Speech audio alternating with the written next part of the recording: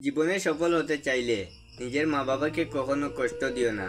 মৃত্যুর জন্য অনেক রাস্তা আছে, কিন্তু জন্ম নেওয়ার জন্য শুধু মা আছে। আপনি যদি আপনার পিতামাতাকে সম্মান করেন, তাহলে আপনার ভবিষ্যৎ প্রজন্ম আপনাকেও সম্মান করবে।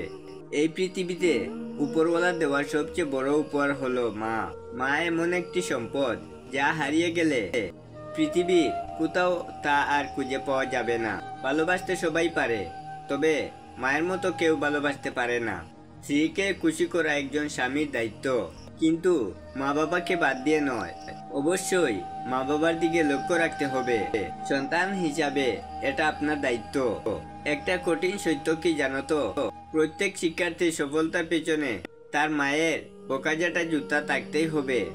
আপনি যতই বড় হোক না কেন, আপনার স্বর্গ আপনার মায়ের কুলে। তাই মাকে ভালোবাসুন, কোনো সময় কষ্ট দেবেন না। বৃদ্ধাশ্রমে যাওয়াটা মায়ের দুর্ভাগ্য নয়, দুর্ভাগ্য তো ওই সন্তানের যে স্বর্গকে চিনতে পারেনি। মায়ের সাথে সবকিছু শেয়ার করা মানুষগুলো জীবনে কখনো পথভ্রষ্ট হয় না।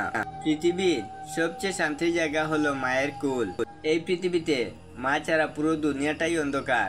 তাই যাদের কাছে মা আছে তারা খুব ভাগ্যবান। খাবার খেয়ে মায়ের আঁচলে মুখ মোছার মতো শান্তি এই পৃথিবীতে আর কোনো কিছুতেই পাওয়া যায় না।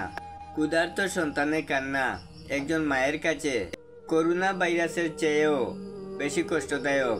আমি গরিব হয়েও পৃথিবীর শ্রেষ্ঠ ধনী, কারণ আমার কাছে পৃথিবীর শ্রেষ্ঠ সম্পদ আমার মা আছেন। মা এই পৃথিবীতে অমূল্য সম্পদ। মা বাবা আমাদের সাথ, বন্ধু, ভালোবাসা, প্রেম, প্রীতি, ন্যায়, জ্ঞান, বিবেক, নৈতিক, ধৈর্য আর আপনজনের আপনজন।